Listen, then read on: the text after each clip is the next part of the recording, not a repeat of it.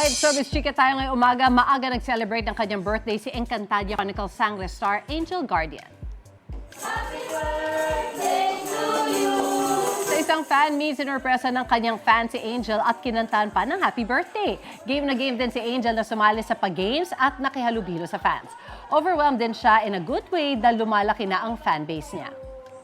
This September 6 naman ang birthday ni Angel. Inaabangan naman ngayon ng Encantadix ang tuluyang panganib ng karakter ni Angel na si Sangre Dea sa mga taga-Encantadia para labanan si Kera Mitena. Mapapanood ang Encantadia Chronicles Sangre weekdays 8 o'clock p.m. sa GMA Prime. Happy birthday, Angel! Happy birthday! Gusto mo bang mauna sa mga balita? Mag-subscribe na sa GMA Integrated News sa YouTube at tumutok sa unang balita.